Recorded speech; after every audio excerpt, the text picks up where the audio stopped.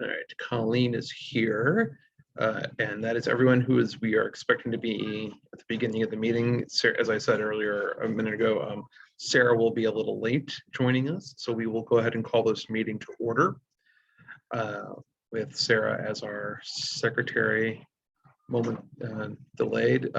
Ted, will you take the roll, please? Yes, can you hear me? I don't see us, but I can call the roll if I can see everybody here. Look, I'm looking at the gallery. Okay, here we go. Madarima. I'm here. Matt. Here. Virginia. Here. Suzanne. Here. Ted is here. Colleen. Here. Have I forgotten anybody? No. Thank you for calling the roll call. Next item is the decision to conduct a virtual meeting pursuant to the governor's executive order and our policies. Is there a motion to conduct our meeting virtually? So moved. Moved by Virginia, is there a second? Ted seconds. Okay, we have moved in second. Ted, will you take the vote, please? Yes.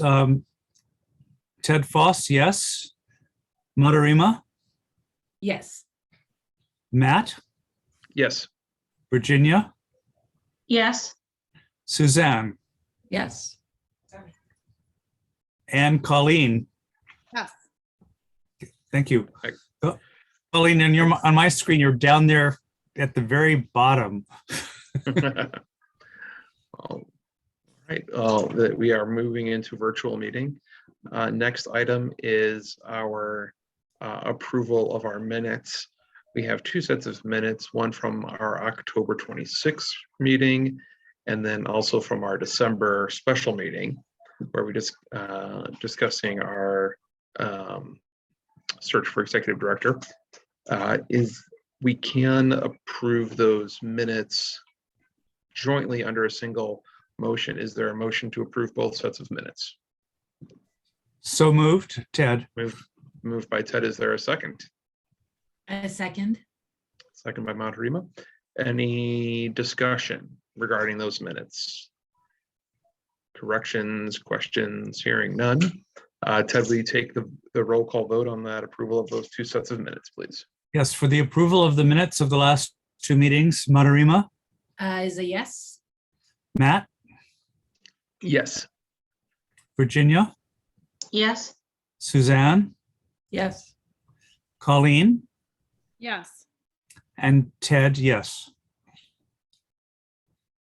Thank you, everyone. Now, is Jody taking minutes? Yes, she is, Ted. Okay, thank you. Okay. Thank you, Jody. Thank you, Jody. Next item is our public comments. I have not received any communications for public comment. David, did you receive anything? I have not received any in advance, but there may be some people attending tonight who may wish to speak. Do any of our guests who are attending virtually wish to make a public comment at this time? If you do, just unmute your microphone.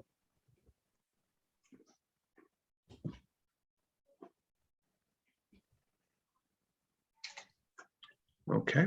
I am not hearing anyone speak up about that, so we will move on to trustee comments and our calendar. So sparse for the first couple months of the year. So there will be an additional, I did send out a doodle poll to everyone earlier today to set up a date for in the first half of February to discuss our decision about the proposals from search firms. So if you could please, I haven't looked to see who has responded yet, But if you have not, please get that back so we can get that on the calendar and get all the notices out in time. Matt, may I ask what the range of dates is that you've polled everyone on? Oh, yeah. It was the weeknights in the first 2 weeks, except for Valentine's Day of February. Okay, So the 7th through the 10th, and then the 15th, 16th, 17th. So right now, there it looks like there's availability from the folks who have so far on the Tuesdays. the Did 8th. that go to our OPPL email address? I believe I sent it to your personal, to your Gmail. Okay. Yeah, I'm not seeing it. Okay. I will send it again. Well, I was looking in the OPPL, so I'll look. Okay. And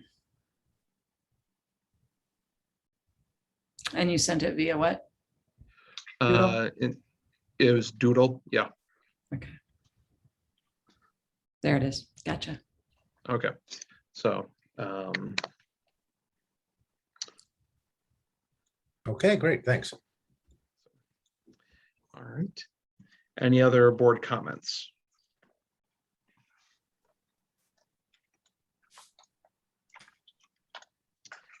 Not hearing any, we will move on into staff reports. You have my narrative report for the month. You have the strategic priorities report and the core statistics report. My report really is sort of a summary of what we're presenting for action and discussion this evening. So if you have any questions about any of those items, please ask. Otherwise, I would just draw your attention to both the strategic priorities and core statistics reports. And we have several members of the leadership team here who can help me to answer questions about any of the items in those reports if you have any.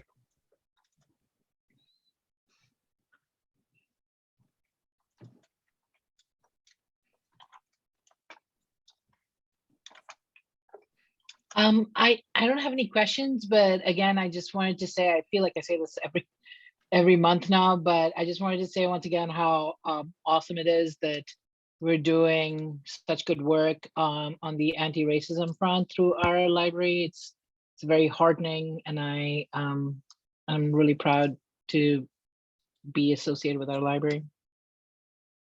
Thank you, Mariam.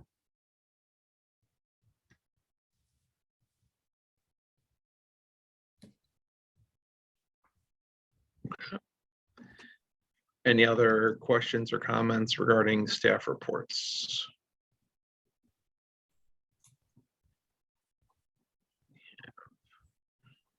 Okay. And then we have also the statistics. Anything of note you want to draw our attention to regarding any of the usage? It looks like we're pretty on a consistent level across many of those metrics. Yes, we are. There's nothing in particular that I would draw your attention to, really. I think, we're nearly 2 years into the pandemic. You can see how statistics have shifted to more to online resources, but and how visits to our buildings continue to be much lower than they were pre-pandemic, which I think is going to be the case for a while, certainly. Okay. I am simply astounded over time at how important it is to keep being part of SWAN. That when I'm looking for a book and I find that Oak Park Public Library doesn't have it, we have it widely through our network. And I must say that after last month's meeting, realizing that the 603 Illinois libraries, that it's so important to keep up what we're doing here in the state. I agree, Ted. Thank you.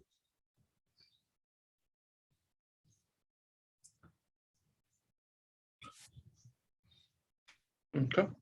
And I have, I'm among the audiobook users. I have committed to using my commute to listen to audiobooks instead of podcasts, to try and elevate my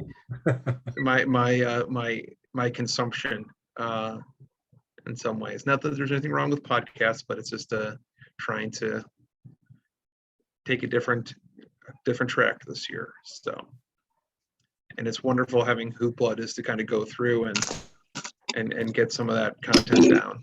So, okay, we will move on to, if there's no other board questions or comments about the statistics, we'll move into financial reports.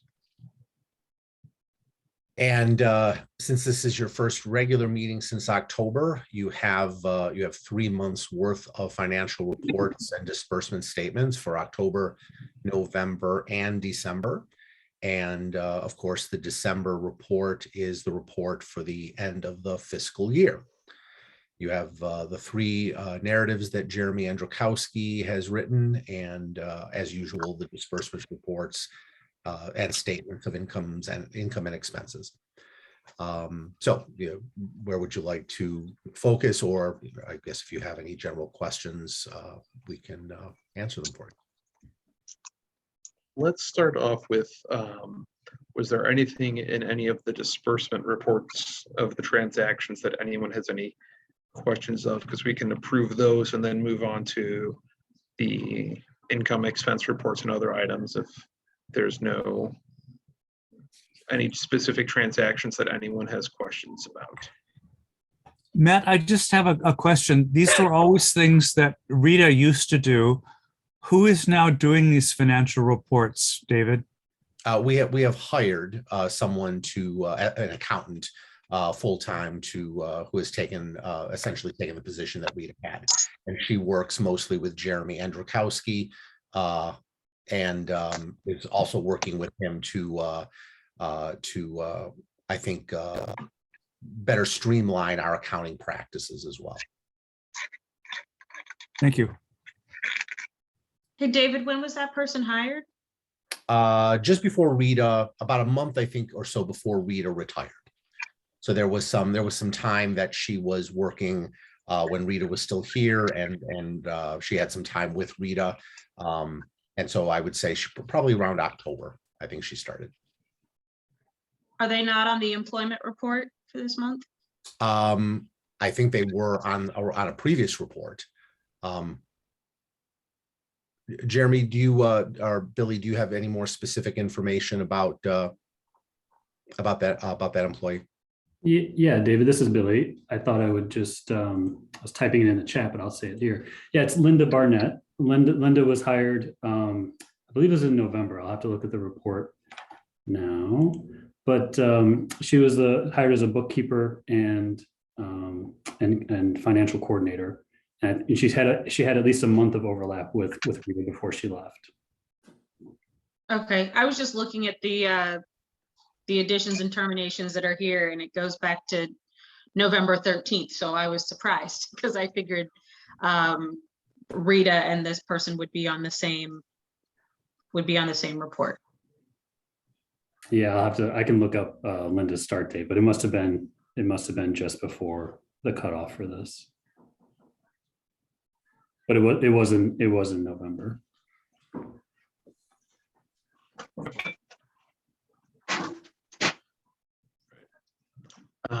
So is there a motion to approve the disbursements resolutions from October, November, and December? I'll make the motion. Moved by Colleen. Is there a second? Ted seconds. Okay. Is there any further discussion? Hearing none. Ted, will you please take the roll? Ted Foss, yes. Matarima, Yes.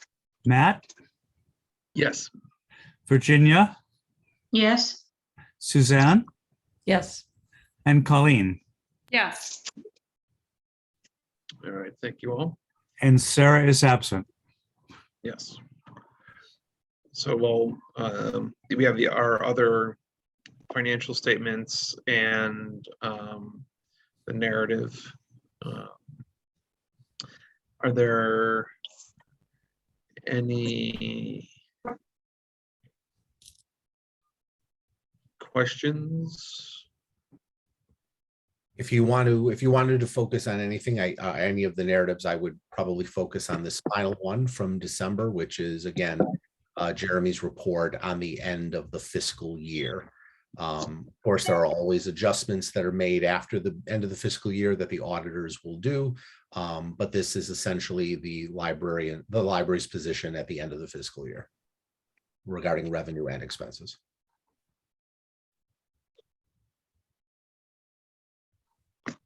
And David, we will be getting the letters from Sikich that we say that there's been no fraud, blah, de blah.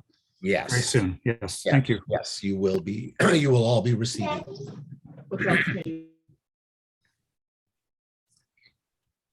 And Jeremy, again, Jeremy's on the call too, if you have any specific questions for him. Yeah, just one comment on there.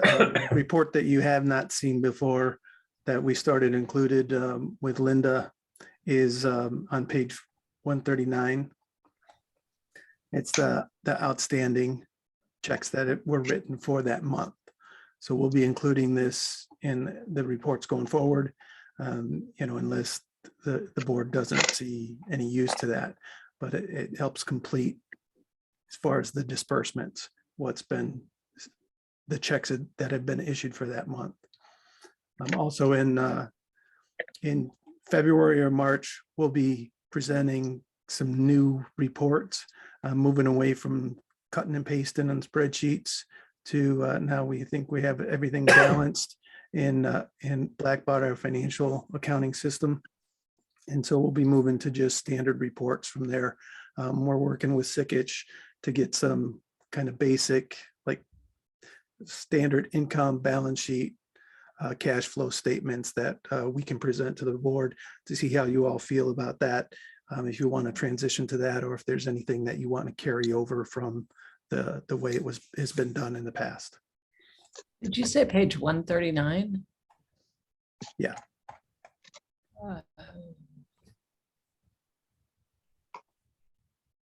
I'm sorry, the way I have it on our on the shared screen, it's document by document, so I don't have those page numbers. Oh, that's why. Okay. Yeah, I'm like, sorry. Yeah, Because I see page 38 here, David. So, I'm trying to. I don't have the continuous document up, so I'm trying to find what Jeremy's referring to. I have it the same way you do. That's where I was having the trouble. Thank you. So Jeremy, within December's report, where exactly would we find what you're describing? So in the order of documents. So it's basically after the bank reconciliation report. After the bank. Yeah. So this is, you're looking at it, David. The bank register report. Right. Right. Okay. That's what But you're. this is right. But these are all the outstanding checks. Right. Okay. Those were not shared in the past. Okay. I just want to be sure that that's what you're referring to. Yeah. Okay. So this is what's on the screen right now is the report for the month of outstanding for December that Jeremy's referring to. Right. Thank you.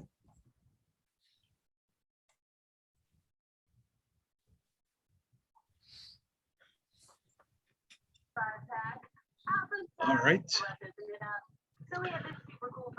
There was something mentioning the additional funds received. Revenue 138.63 over expected revenue. And we've probably talked about that before, but if somebody could refresh my memory on that. Yeah, I'm guessing that's the corporate property replacement tax. Okay. That was greater than expected. That's kind of a tough one to budget for. We basically are looking at historical data. We're not sure where that comes in kind of, I mean, it's not like a standard levy that we can count on. It's basically how well or poorly The spam seems correct, and it's free for everyone, even like Mark Grove patrons, and like if someone had 16 pages, that's totally okay. Yeah. Okay. I was like telling her, I was like, I know that that's true, but I was like, let me just double check that. So it's basically the how well or poorly businesses do.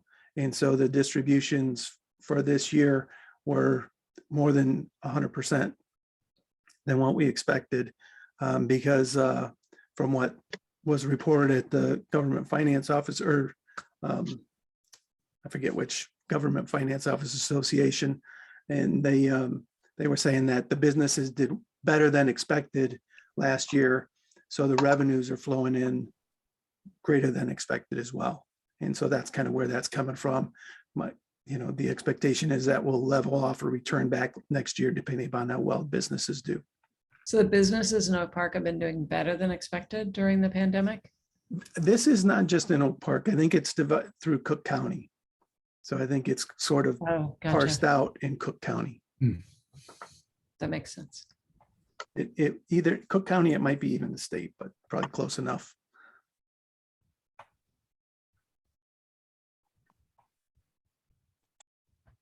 Thank you. All right, thank you.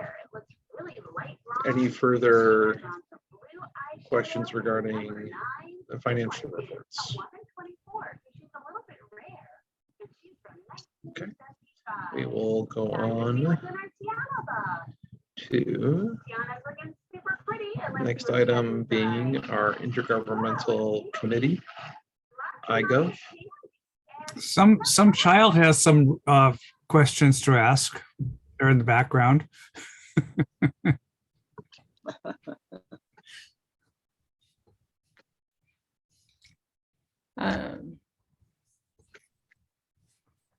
Suzanne, I'm going to have to lean on you for the iGov report, as I was unable to attend the last meeting.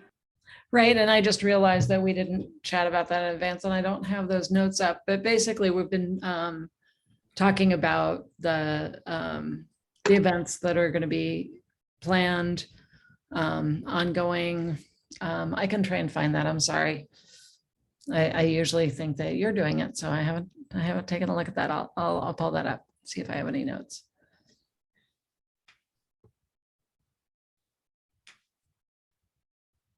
You want me to sit in the room with you? Okay.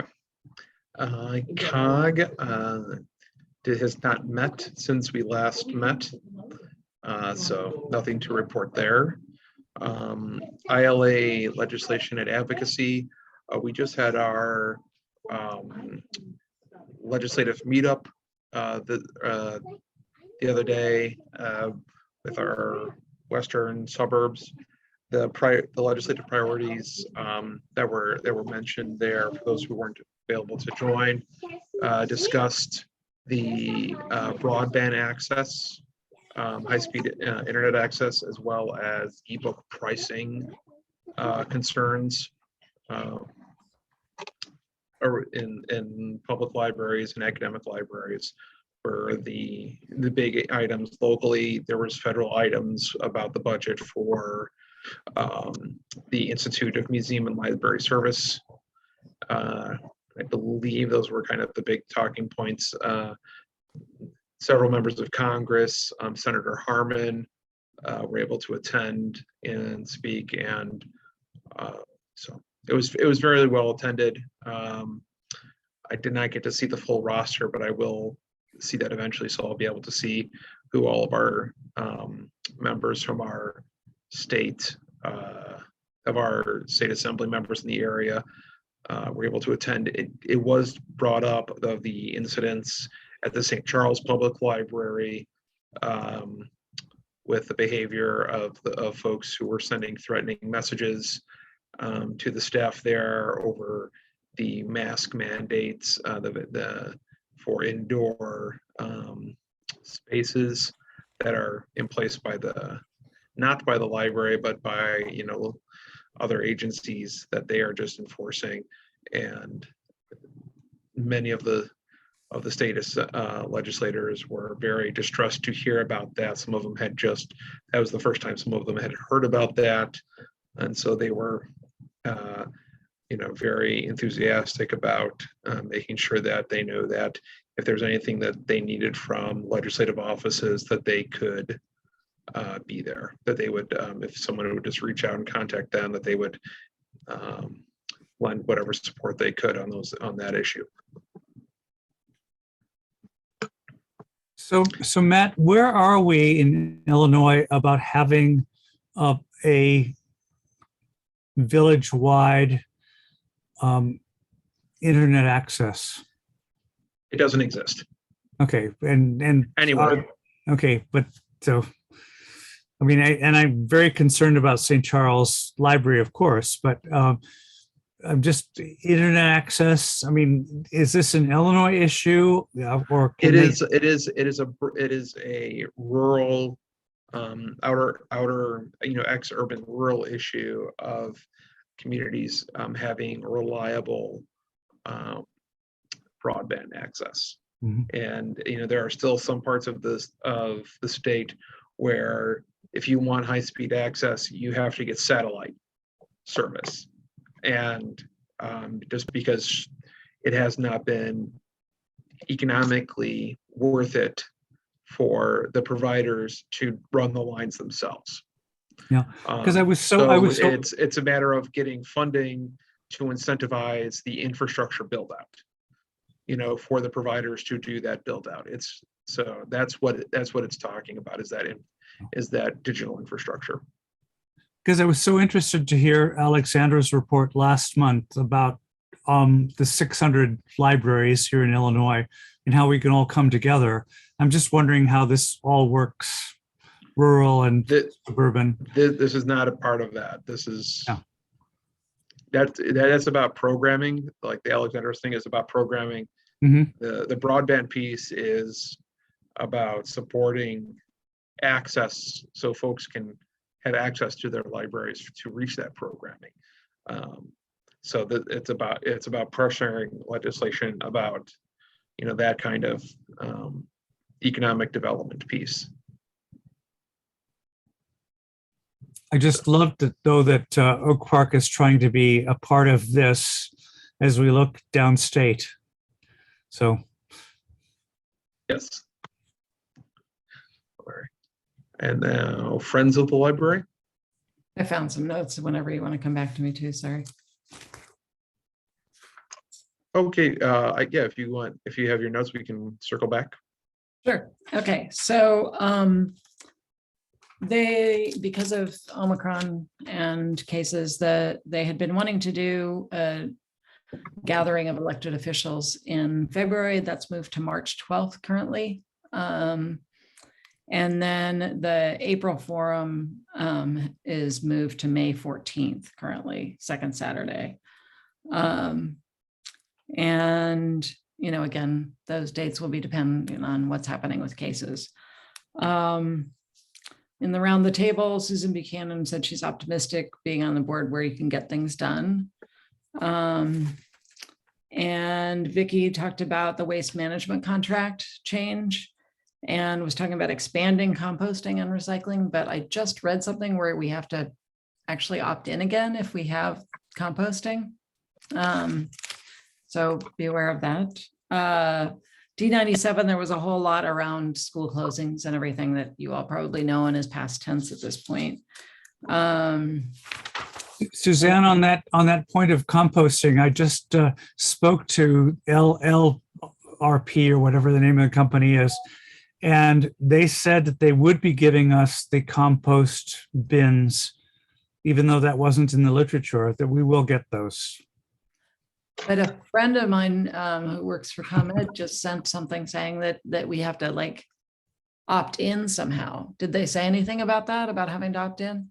Well, when I spoke to the new company, LPS, they said, no, you're going to get your gray waste bins. That's going to be fine. You don't have to call a village.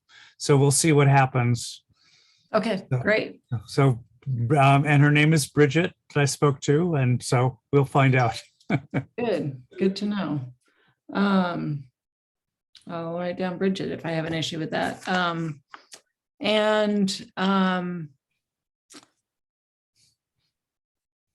The more, Louis Johansson said, moving a webinar for D97. There's things mostly moving around because of Omicron. And the township, there's a social media graphic about warming centers, wanting some help, getting the word out during the cold weather about that. And then they're also going to be doing some in the summer for cooling centers. And Sandy at the Park District, more talk of COVID. Oh, the Ream Park playground. They redid the playground with wheelchair accessibility, and she said we should all go check it out. It's really quite wonderful. And when she was there, there was a girl with a trach tube and able to use the playground that she hadn't had a playground to play on before. And March 19th, pencil in the groundbreaking for the community center. And again, pencil in probably because of COVID numbers. And the iGov is doing articles in the Wednesday Journal regularly. So I think the first one has come out or will be coming out soon. And then Suzanne, tomorrow night, we have the legislative forum, right? Isn't that true, Matt? Yes, that is coordinated by D97 Claim about kind of focusing on education, I believe. But it is, I believe all four of our state legislative members will be there for some part of it. Okay, yeah, I didn't have any of that in my notes. Yeah. So. Thanks, Ted. All right. So I think that's pretty much it from iGov. I'm on the committee to plan the forum, but I'm not sure what's happening with us getting together. There was some dates sent around and then it hasn't, I don't think it's moved any further. So I'll let you know if I have more information about that. Okay. Thank you. Friends of the Library. So the Friends did meet on January 17th. I was unable to attend the meeting. Sarah Glavin did, but since she's not here, I'm just going to read from a few notes from their minutes. Sarah did report on, and these minutes are from, well, yeah, I'm sorry. These some of these minutes or notes are from a previous meeting, but in any event, Sarah attended. She talked about the search for a new executive director for the library, and that the board will be hiring a firm. The Friends board has created a subcommittee of some of its members to discuss a potential book fair for this year. And the next meeting of the Friends will be its annual meeting, and that will be on Monday, March 21st.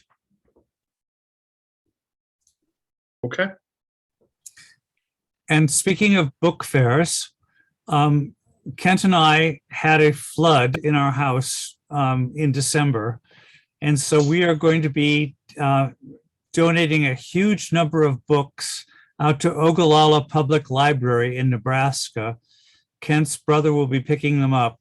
So if you need to have any books sent to rural Western Nebraska, and there's not going to be a book fair in Oak Park, ask me. Did you have books damaged in the flood? No, but we just have too many books. These are not moldy books. These are good No, I books. didn't think you'd be passing on, but the thought of a flood going over your books was just horrifying. Blasphemy, Ted. Too many books. It's impossible to have too many books. That's my story and I'm sticking to it. Okay.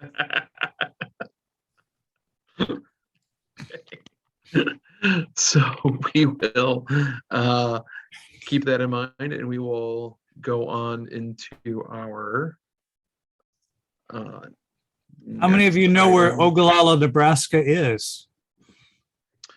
No, I can find Nebraska on a map. So we'll start from there. All right, we have our library employment report of activity in November, December, in parts of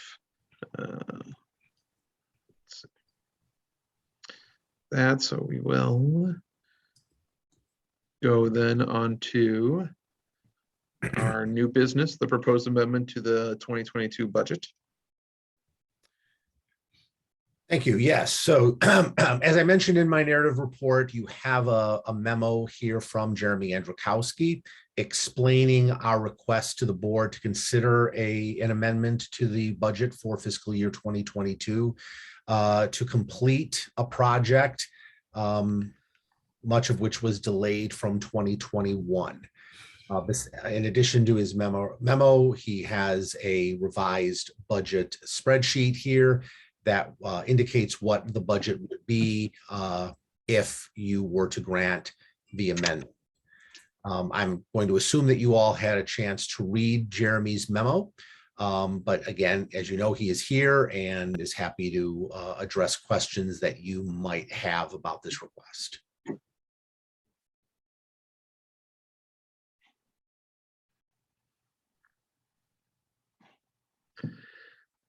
If there are no questions regarding this, is there a motion to approve the amended budget? So moved, Ted. Is there a second?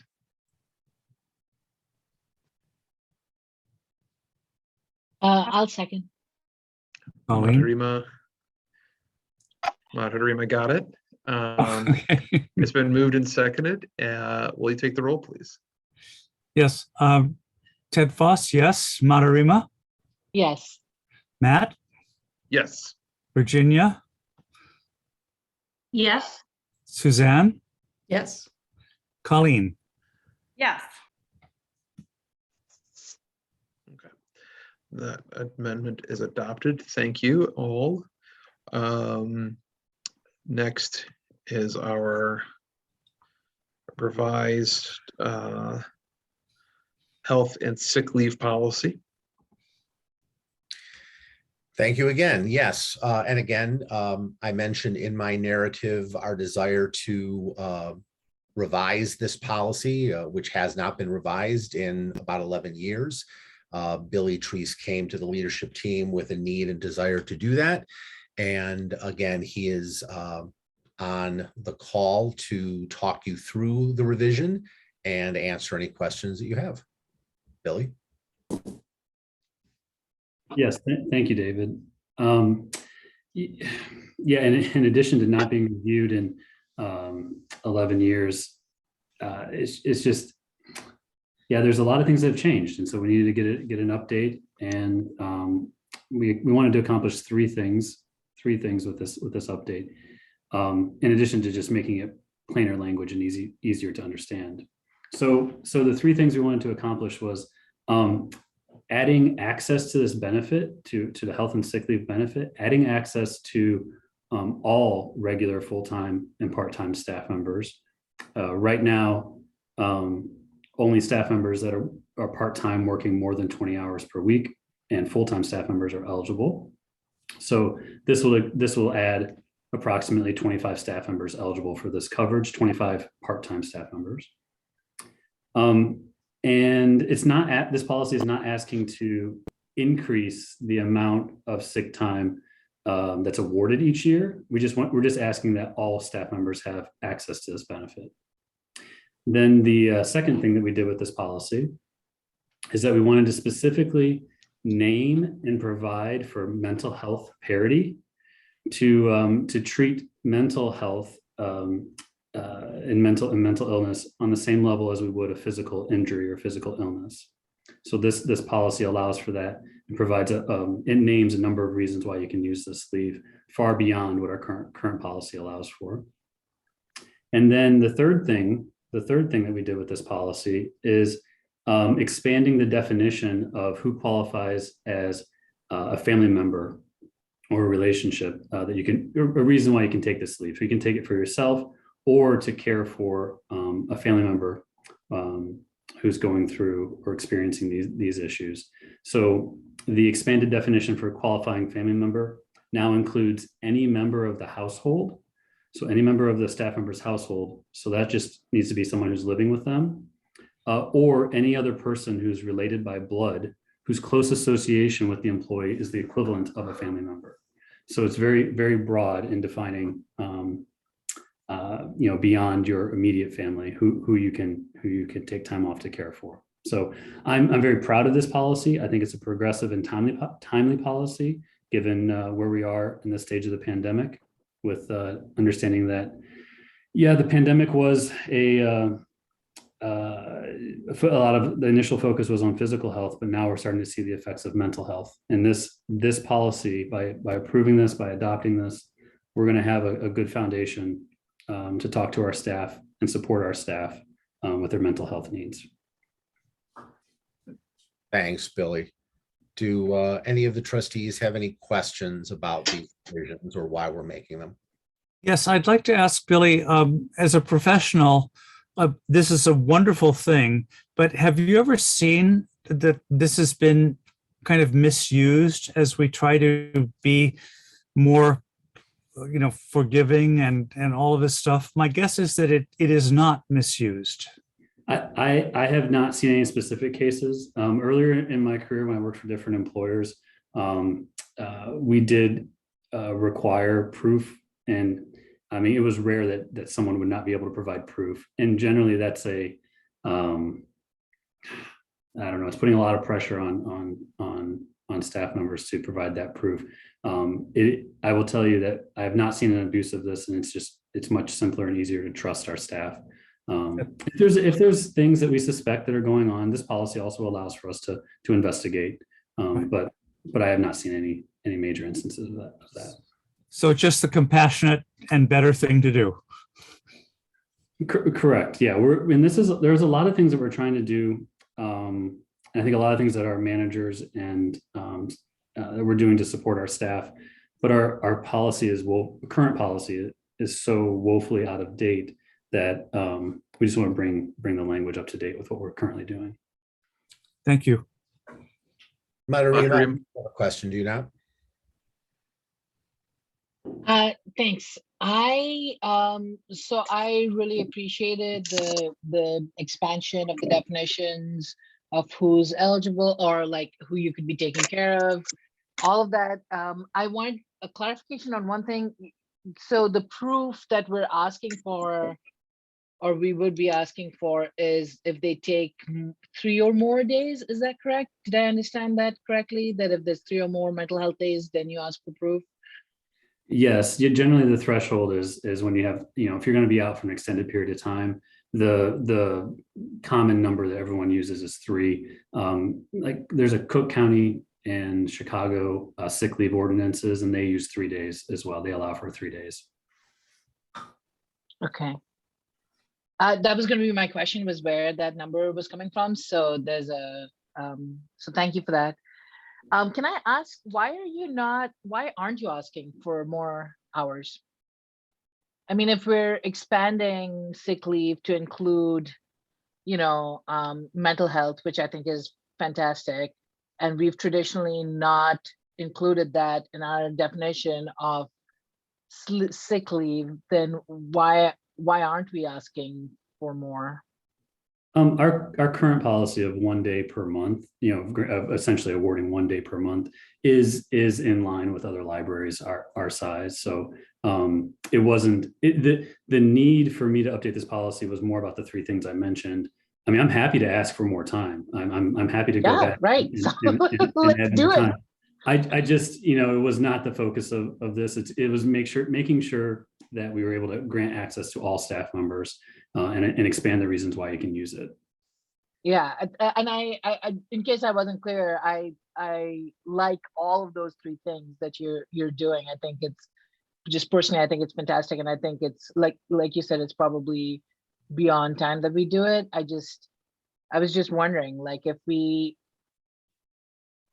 I guess I was wondering, like, why wouldn't we think about adding more hours? Because conceivably, if earlier we thought that our current sick leave policy could,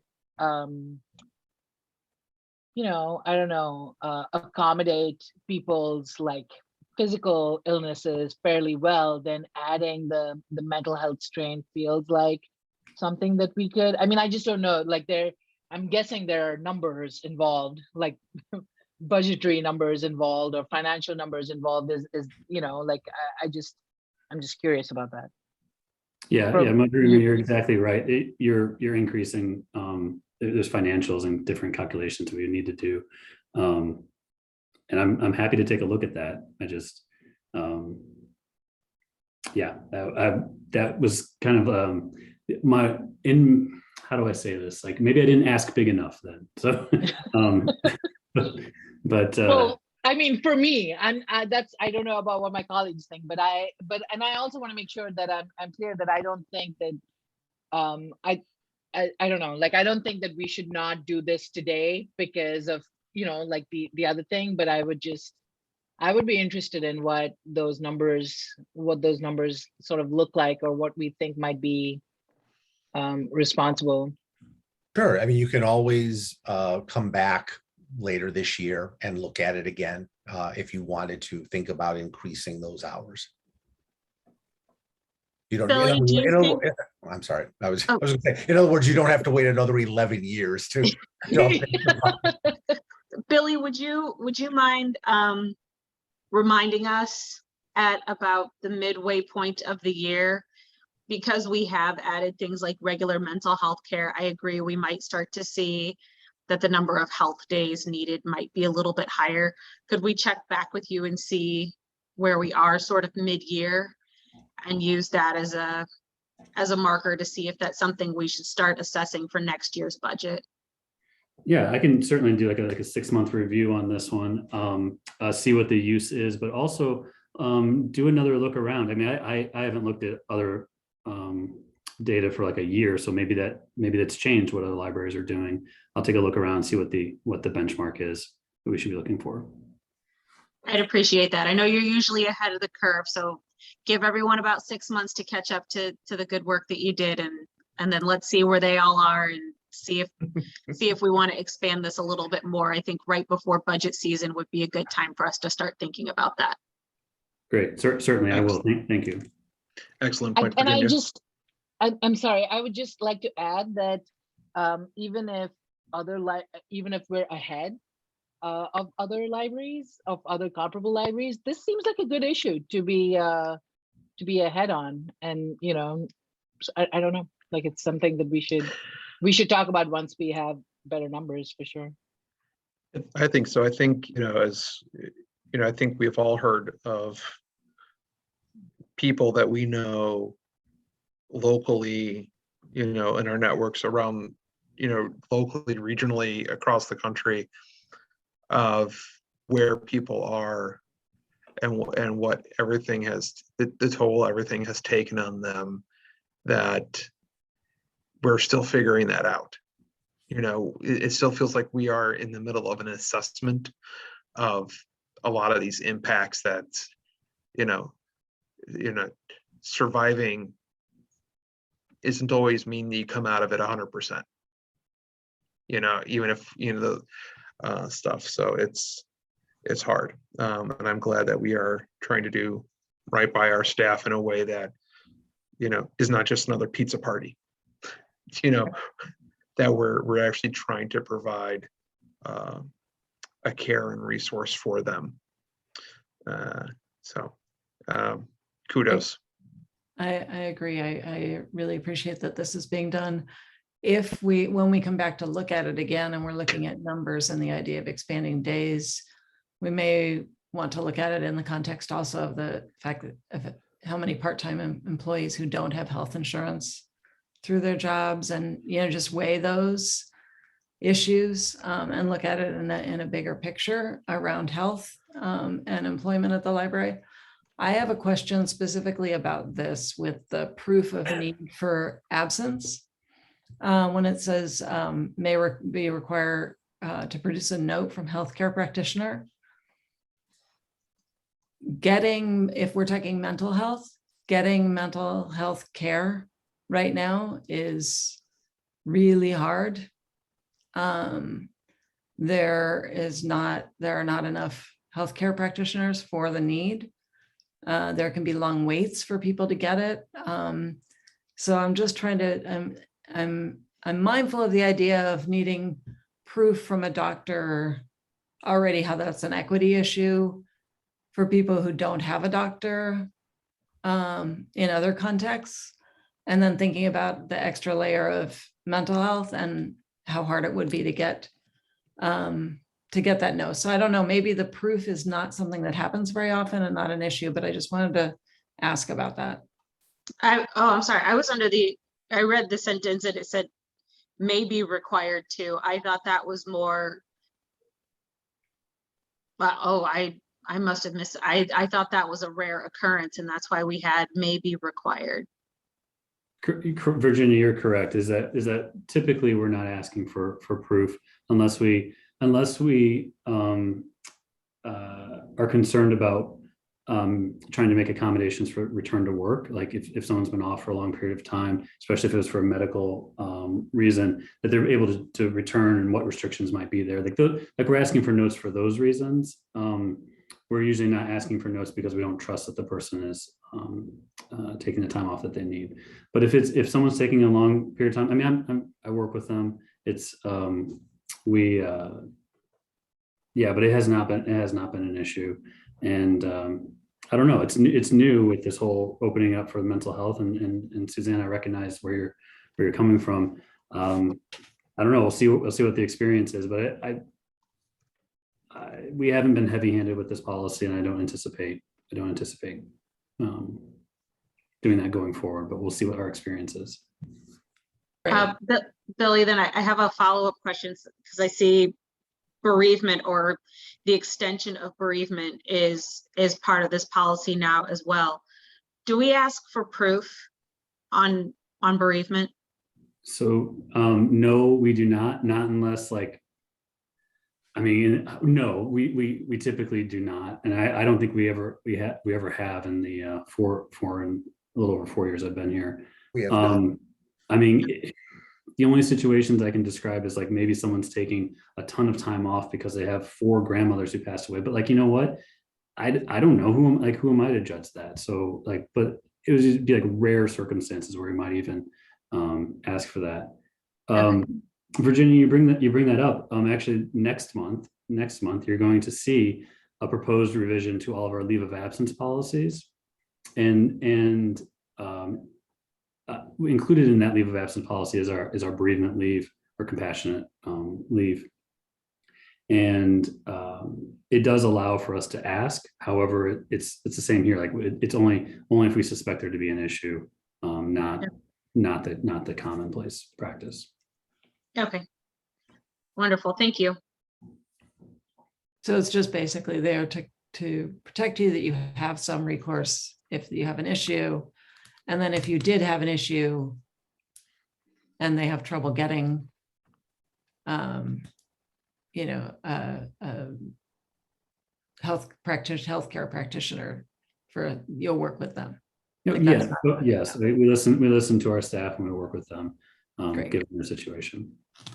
Awesome, thanks. Hey, Billy, I had a question. Do we have an EAP in the benefit package? We do. We actually just in July of 2021 we upgraded. We had a free one that was included with our benefits, but we ended up upgrading, and now we're paying for a standalone EAP that also has mental health benefits and counseling available for staff.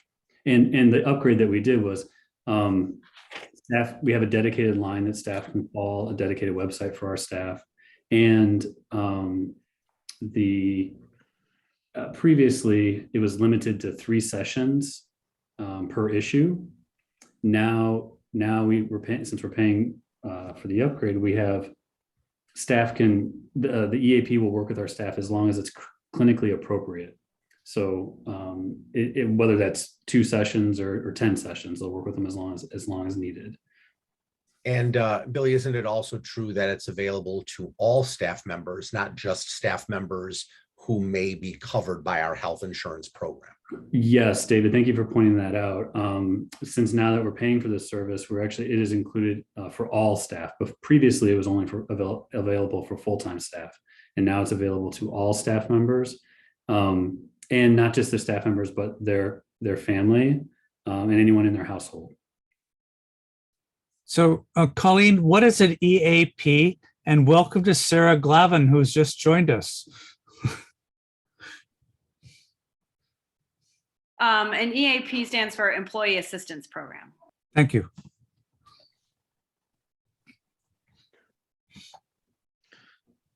All right. Are there any other questions or concerns or that anyone has regarding the proposed health and sick leave policy? Hearing none, is there a motion to approve? So moved. I'll make a motion. Wait. All I heard was noise. I didn't catch who was first. Okay. So moved. We can do it. Suzanne I'll gets it. second Suzanne. Colleen gets the second. Will the secretary take the roll, please? You're on mute. Ed Foss, Yes. Suzanne Fairfax, Yes. Colleen Burns, Yes. Madarima Chakraborty, Yes. Virginia Bloom, Yes. Matt Fruth, Yes. and Sarah Glavin is a yes. Excellent, thank you. And now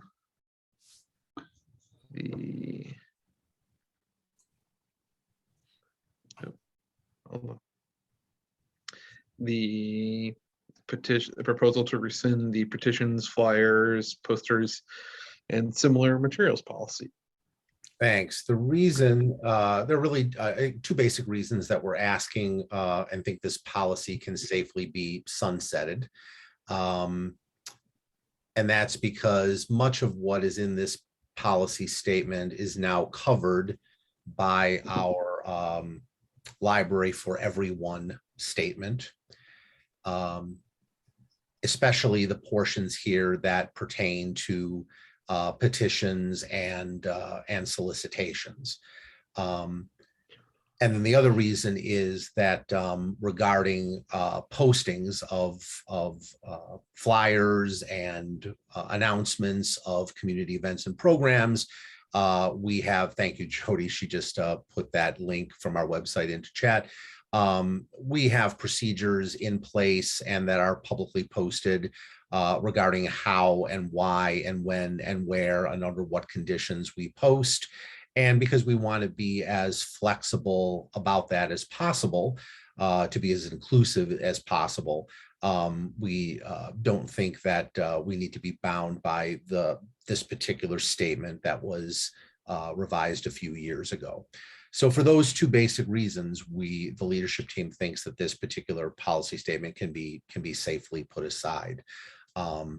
But if you have, again, this is your time to consider. So if you have any questions or concerns about that, please ask. And Lori and Jody are also on the call and they can help me to answer questions as well. David, I have a funny story about this. When I was running for the Oak Park Public Library Board, I was trying to get petition signatures outside the library, and a member of security from the library back then told me that I could not seek petition signatures outside the library within 25 feet of the door. And I just found that funny. Well, that's really not the case, and it's, well, at least no longer the case. Of course. While we can control those kinds of solicitations inside the building, anything outside the building is permissible by village ordinance as long as the person doing so isn't doing it in a way that is preventing or making it difficult for people to enter and exit the building. Right. But I mean, I just thought that was so interesting, and I'm glad you had a sense of humor about it.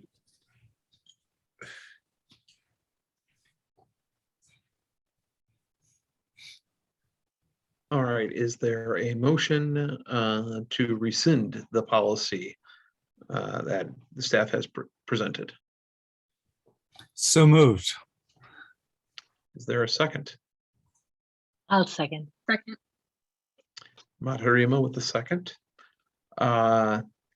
Hearing no further discussion, will the secretary take the roll, please? Us? Ed, did I hear yay? Can you hear me? You're breaking up. I I'm can sorry. hear you. I can hear Ed, you. can you hear Sarah. me? Ted Foss says aye. Suzanne? Yes. Matarima? Yes. Colleen? Yes. Virginia? Yes. Matt?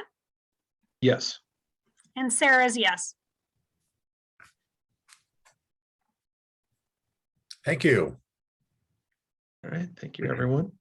Next item is our executive director search process.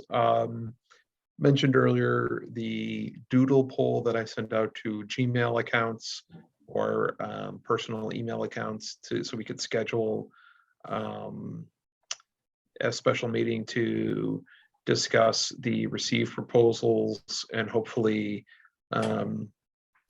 select a firm at that time or move substantially closer to picking one. And so please check your emails about that and get back and fill that out when you quickly as you can so we can get that on the calendar. David, we have 3 or 4. There are currently 4 proposals submitted and posted to the shared drive. There's a possibility that by Friday you may have a 5th. But if not, you'll have at least 4 to review and choose from. Yes. With a pretty good breadth of experience amongst them as I was looking across them. David, we get regular reports from the ALA about positions nationally. And I see 4 or 5 positions at a time when we get it from ALA. Mhm. My guess is that this position for the executive director of Oak Park Public Library will be that distributed. I mean, this will be a major. Yes, I think so, but that's something that you definitely want to discuss with whichever consultant or firm you hire. Okay. How broad a net is cast, but yes, my expectation is that you will do a national search. What is the process, Matt? Once we'll choose a date, but then what is our process for selecting the search committee? That's an excellent question. I was the last time we had a search, we didn't do an RFP for a firm. We contacted Alice Calabrese, Barry, who is a River Forest resident and former Library Association executive, and she served as our consultant and coordinated the search with the board and the staff. So going through an RFP for this is a whole new experience for me. So I mean, my advice, if you want it, would be to call your special meeting for whatever date in February you select. You do the work as a committee of the whole, meaning the entire board is a part of the process. You review the proposals, each of them on their content and merits, and you have a discussion and you come to consensus on which of the firms you want to work with. So we just review their RFP. We don't interview them or anything like that. It's just reviewing their RFP. Well, if you want there to be a an interview component, yeah, you certainly can. In that case, I think you need to decide or think about how you want to do that and what your timeline will be. In other words, do you want to review those RFPs and have that discussion at the special meeting, and then decide if you want to interview one or more of the firms, or do you want to invite them to come to your meeting and to be interviewed and make presentations? It's totally up to you how you do it. It just the more components you add to the process, the more time it's going to take to select a firm that you want to work with. You asked certain questions of each of the firms in the request for proposals you put out. Those firms should have responded to your specific questions and concerns. You can always go back and ask additional questions of each one if you want. My opinion is that you should be able to make a decision just based on the proposals themselves. But again, as I've said before, the process is entirely yours. You do what you need to do to make sure that you're selecting the firm you want to work with. So if that means you need to or want to have interviews, then by all means, think about scheduling interviews. Okay, but typically that's not done. Typically it's. Well, no, I wouldn't say it's typically not done. Great, thank you. It could be. Again, it could be a part of it. Okay, Again, it just depends on what you think you need in order to make a decision. great, thanks. I know, Suzanne, I think we can talk about this at the session if we decide we want to elevate to that based on kind of the way we evaluate the proposals. I've been through a lot of RFP selection processes professionally, and normally kind of the team that's reviewing would come into that session with kind of an identified scoring for each of the RFPs as kind of you personally review it against what we submitted in the original questions. But again, like your view versus mine on a particular applicant may be very different, but that kind of gives us a baseline. So I think if we can, as a team, agree to that, kind of doing the pre-work to coming into that meeting, having reviewed and kind of individually with our own opinions scored the proposals, then at least we'll have kind of, usually in my experience, you move quickly to 2 or 3 that are your priority based on the submission, and then you decide at that point whether you can make a decision in the room or whether you need to escalate. I've been in situations where we have reviewed, but I have not been in sessions where I've interviewed more than 2 finalists for a contract. Thank you. In my experience, but Colleen, I know you do RFPs too professionally, so I don't know if that's been different for you. No, that's about right. Okay. So we will have our final lists and packets of proposals by the end of the week. And hopefully we'll have a meeting date by then as well, so we can that, and I'll see if I can find at least some kind of scorecard or something that we can use, kind of some sort of rubric for us to use as we look at these various proposals, so that we can all kind of come in with a at least a similar notation or organization as we go. That's so that we're all kind of ticking off some of the same priorities. Thank you, everyone. So I'm sorry, Matt.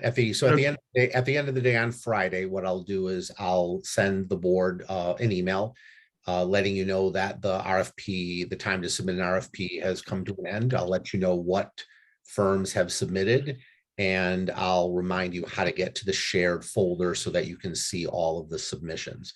You can do that. You can do that now if you want. Again, the Google folder is shared with all of you, and you can see the RFP itself, and then you can see the proposals from the companies that have already submitted. Okay. Thank you. All right, we'll go on to item E, COVID-19 vaccination requirement. This I wanted to have on the agenda for discussion. A number of the, a few members of the community had reached out about, contacted David, contacted myself about the, if we would also be requiring a vaccine, proof of vaccination to enter the libraries. I believe everyone received the email from a member of the staff with their concerns, which echoed many of my own. I am as much as I think that there is value in the idea of that policy. I do have my concerns about implementing it with the library, but I wanted this to be a discussion of the board and not just me telling David what I think we should do. Because David and I did talk about it. I would say, like David and I did talk about it. He and I are both. I think David. Tell me if I'm misrepresenting yourself, but concerns. Reluctance to, and not in favor of implementing this kind of requirement. And I agree with him. Right. But I did want to put this out to a discussion of the board. Sure. Because I think that is this kind of item warrants that.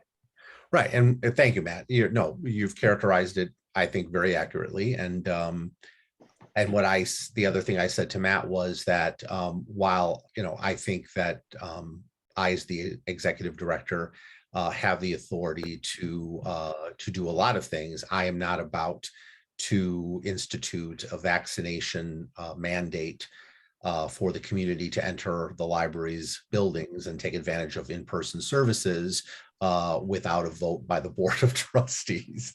So I would never take any action in that regard on my own. That being said, as you discuss, if the leadership team and I certainly have our opinions and reasons and on the topic. So, by all means, feel free to ask. Madarima.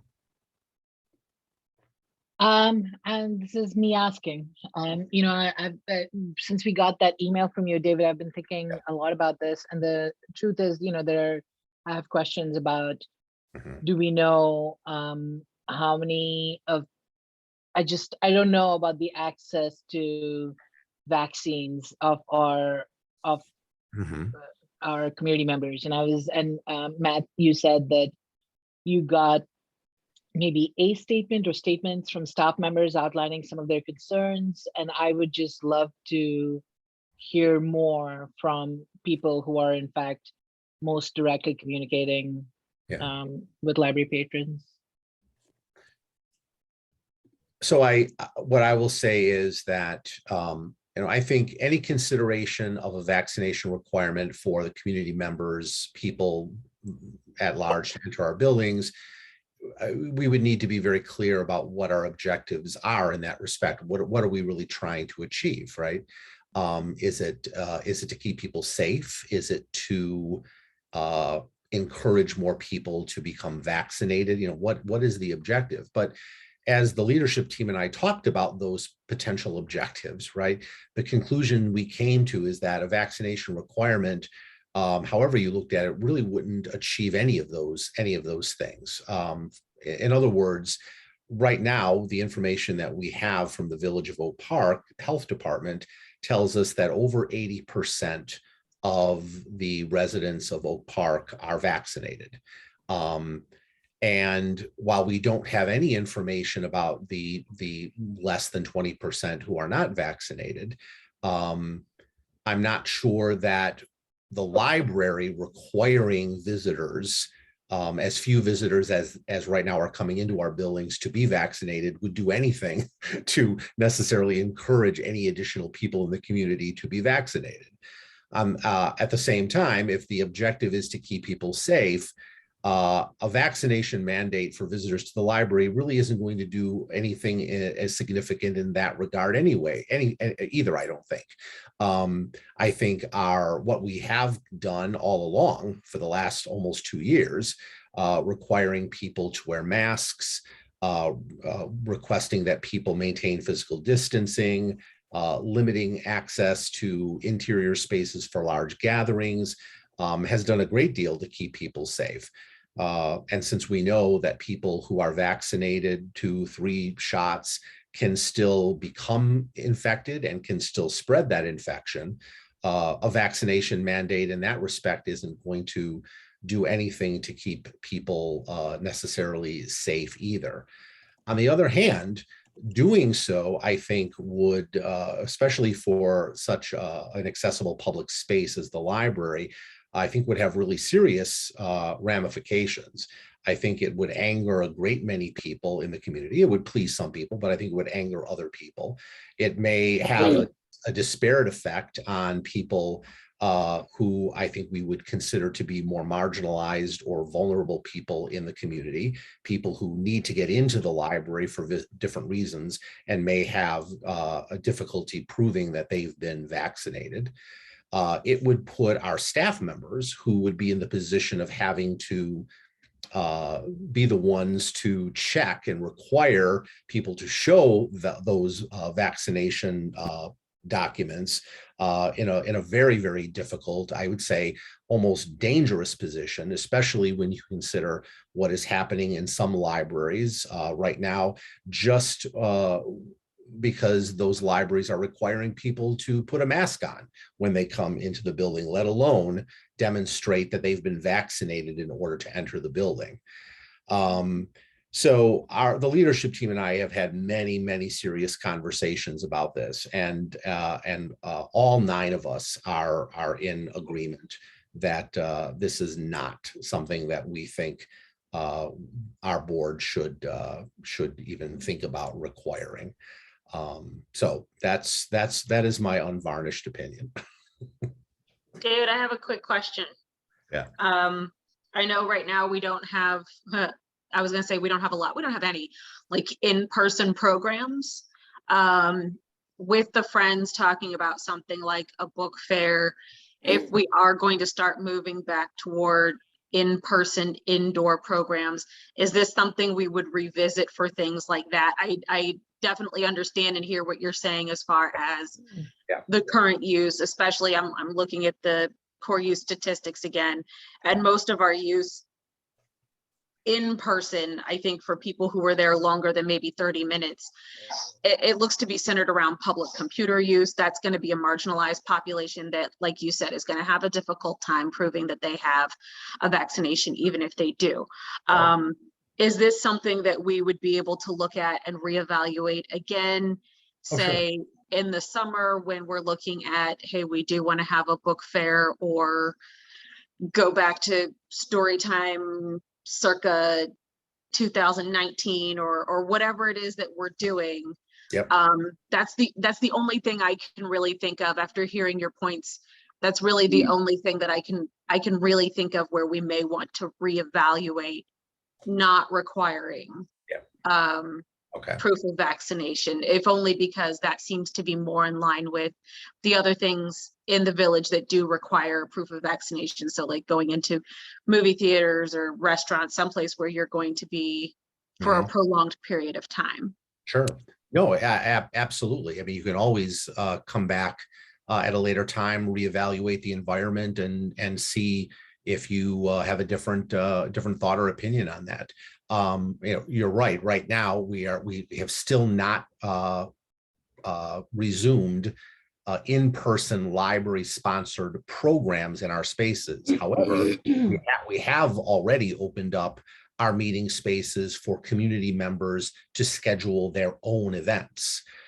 So while we're not yet doing in-person library-sponsored programs, there are some people who are using some of our meeting spaces to bring small groups of people in to have their own meetings and other events.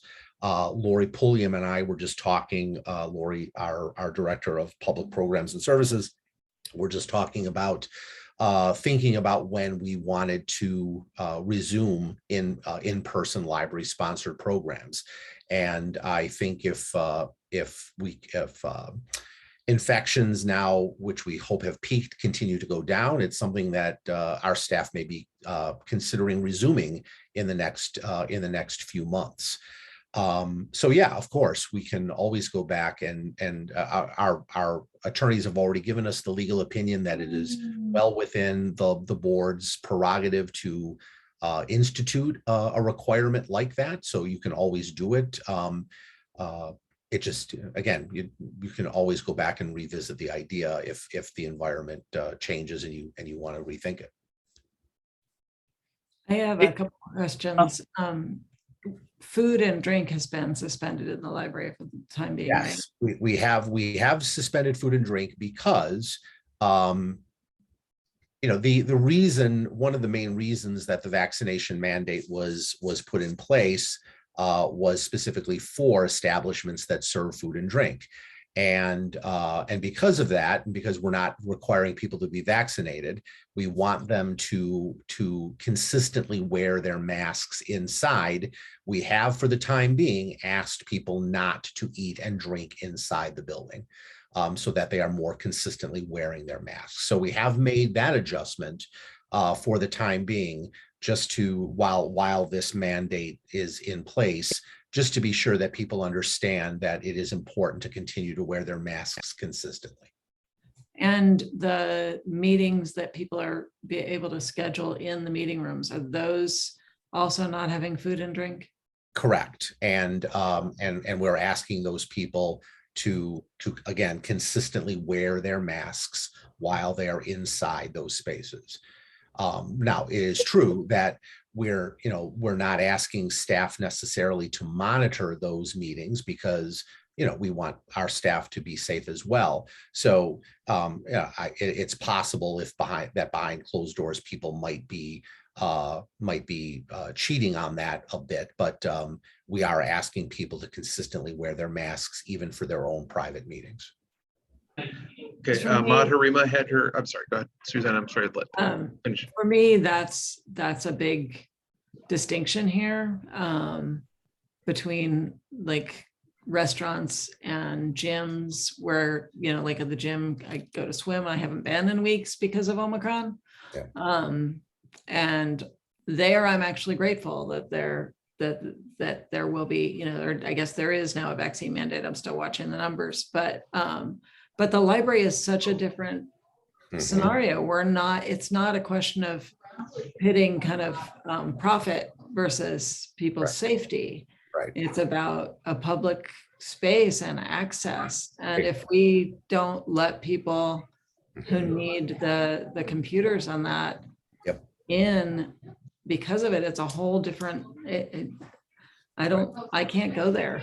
Yeah, again, that's a very important reason for us. And again, the safety of our staff is another important reason.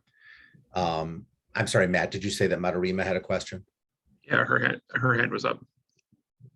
Oh, yeah, thank you. I have the same, I think, response as Suzanne, where I'm generally for vaccine requirements as much as possible, definitely advocated for that strongly at my own college. But the public library, I understand, is a completely different, kettle of fish. And I did want to ask, and this is a little bit connected to what Virginia was asking about. I remember months and months ago, I think it may have been like last summer remember when we were all hopeful. There was like 6 days, I think, that we were hopeful last summer.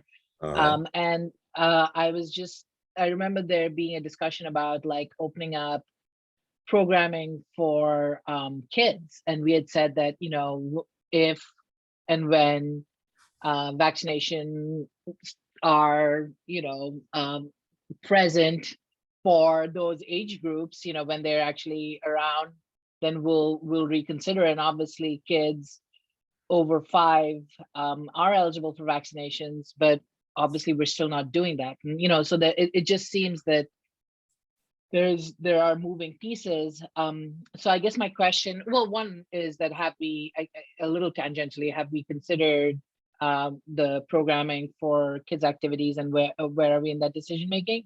But to do with this particular issue, and I think something that Virginia's question made me think of was, what about, like, are there certain kinds of programs or meetings where we might require, or where we might think of requiring vaccines, whereas we might not for like just general entry and use of the library?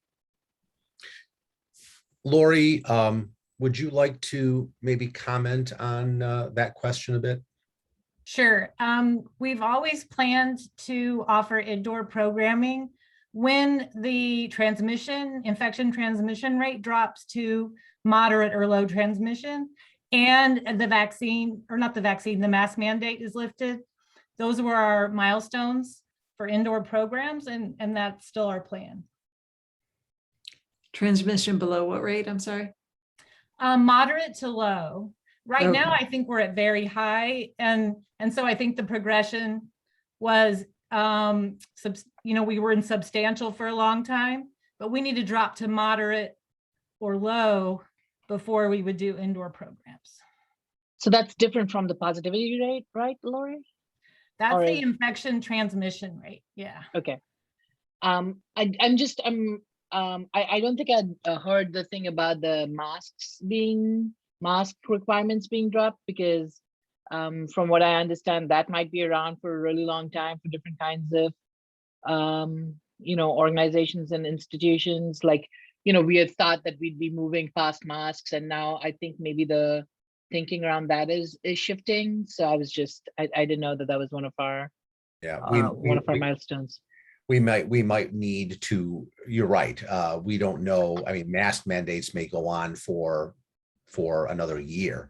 We may need to rethink that part of it.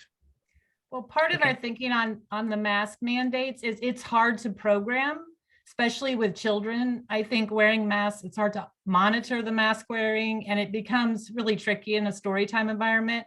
But we could see, I know they're doing it in daycare, they're doing it in school, so we could give it a shot. But that was our thinking, that would be a challenge.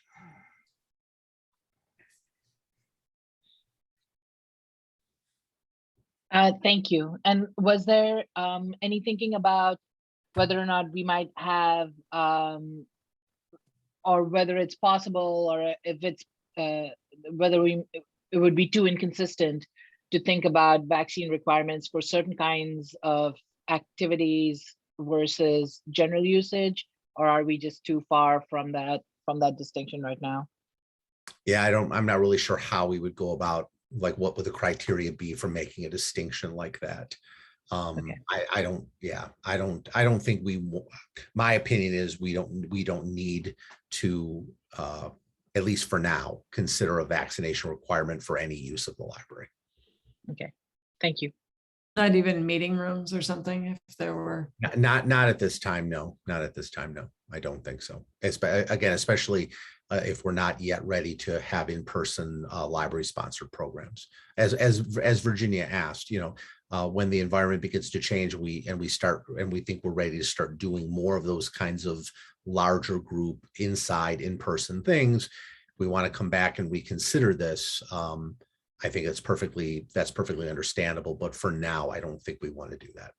Because I'm just thinking that I could see, like, particularly the veterans room, having a requirement there and not for the rest of the library. Still, it allows people to have access to the computers and to a space to be warm. I mean, because the library is a warming center, right? So, Yep. These are the things that I really think we can't block the community from. Right.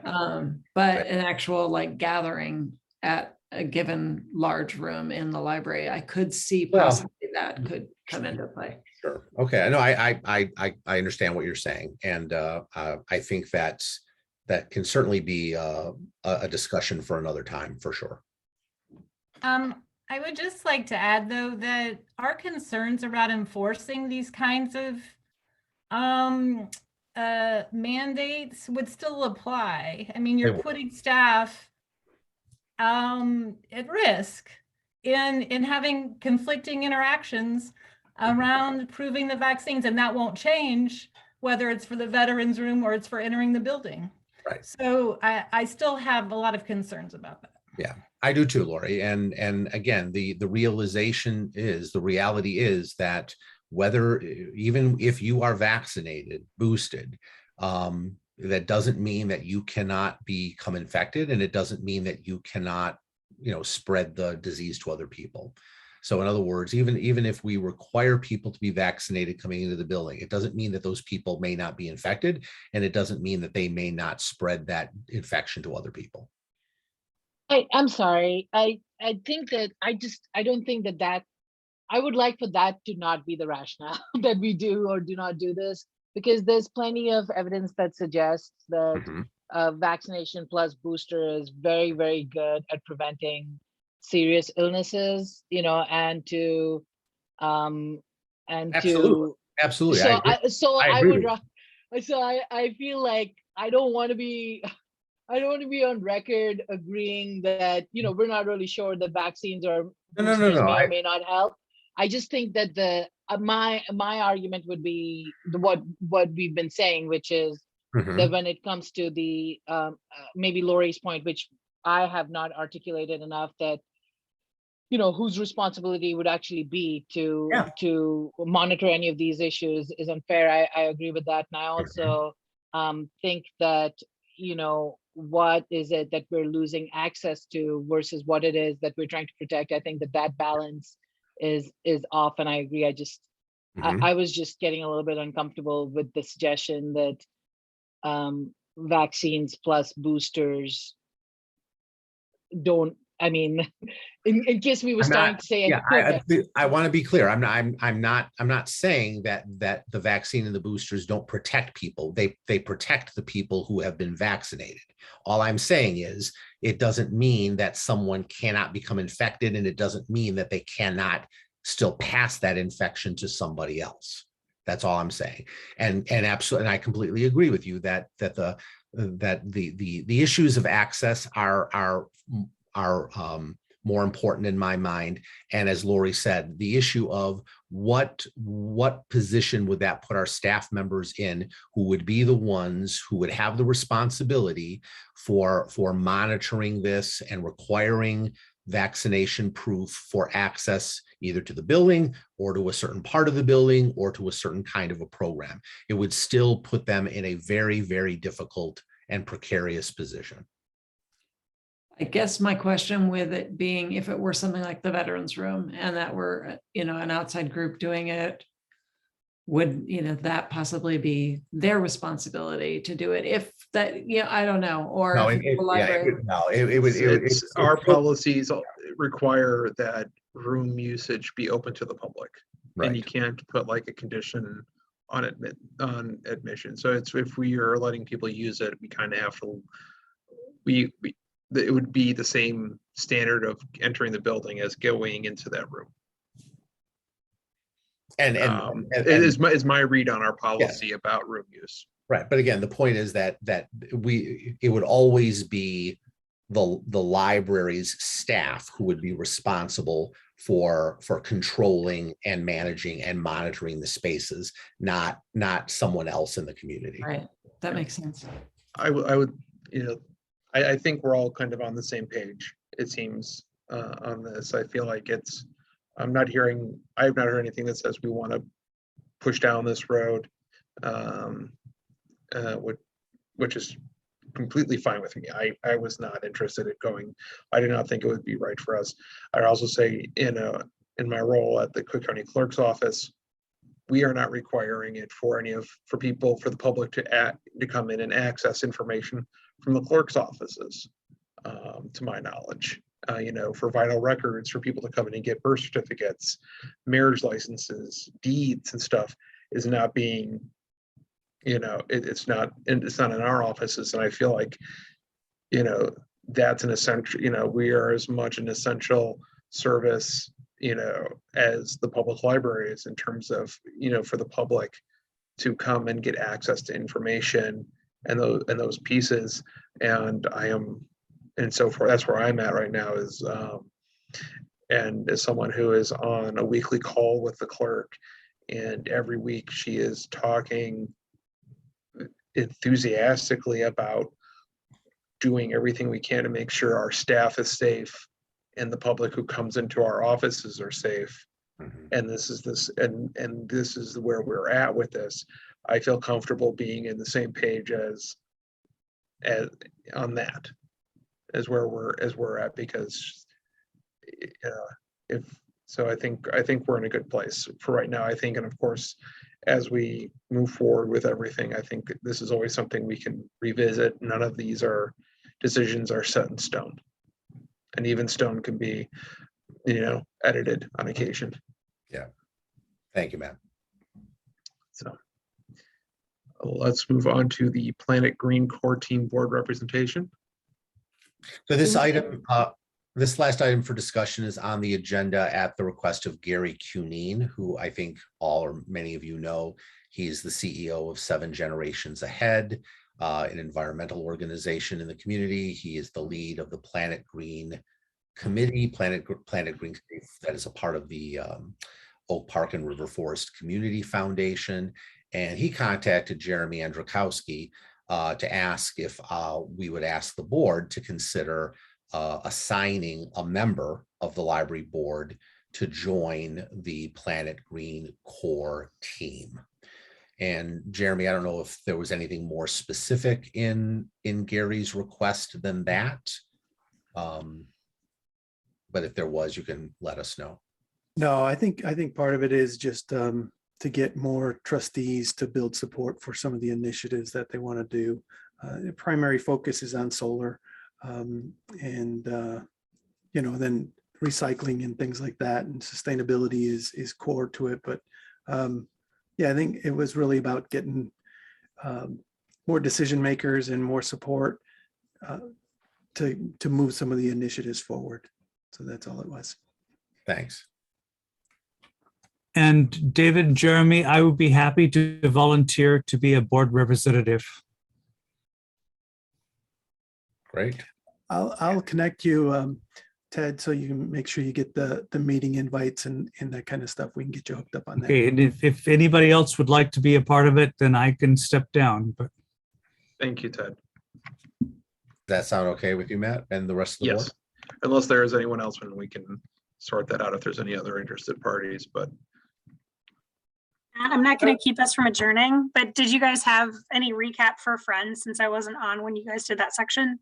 I just mentioned, I read from the minutes, Sarah, and said that you had given a brief report about the board search for an executive director, and that the Friends board talked about forming a subgroup to consider a book fair for sometime later in the year. And I said that their annual meeting is scheduled for March. The one really exciting thing that they talked about that you may not have mentioned is that there is interest in developing a fundraising committee to think beyond the book fair. Wow. Which was Chet's big idea, and Chet was pretty convincing amongst other board members. The one caution I think I would put forward is that I think that they believe that there is a development professional on staff at the library. They kept claiming that they knew someone had that in their mandate, and I think they're trying to draft Jody to become a development professional. So I do think that it might be beneficial to have someone from the leadership team connect to kind of talk about what then with an if any organization chart. counsel the leadership team might be able to give to them as they consider building out a fundraising committee structure. Yeah. A library staff member cannot become the Friends. No, and it wasn't that overt. I think it was, could we pick the brain of someone on the leadership team? Okay. And I don't know if anyone has any background in development, but a couple of the board members might be willing to spend some time with you. And Mary Ann at one point had talked to me, so I dropped her an email just to say, hey, would you want to give some counsel? So I think a liked couple- that they were excited about something beyond the book Sure. fair as a revenue generating idea, which I thought was a big step. For sure. Yes, I think a couple of you on the board probably have a good deal more experience in institutional advancement than some of the library staff. And Sarah, one of the things that David said years and years ago is that he did not want to be the executive director who cut the cable on the Friends of the Library. And he is now going to be retiring in a month and a half, and we'll still have the Friends. There you go. You have a wicked memory, Ted. Right. So I was just excited about that Good, yeah, milestone. for sure. That's a great step. That is- That is a And wonderful there, piece of there paper. was lots of fun energy talk around things like reinstating an Oak Park Library trivia night idea or a wine tasting at the, I can't think of the name, there's a community club that hosts lots of events. Then Happy So- retirement, David. So all that to say, there Awesome. was good energy on the call. So I think the one question that they did bring forward, which you may have seen in the notes, was getting an understanding of when we might, just I think as Suzanne and Virginia mentioned, when we might consider allowing for public events again, what Yeah. our calendar selection might look like. And I said, we're just not there yet. Yeah, we're not. And I think that, and again, Lori Pulliam and I were talking about this earlier, and I think that it'll probably be wise in March for another member of the staff, maybe Lori, maybe Jody, maybe someone else, to join you, Sarah, at their meeting as they continue that discussion.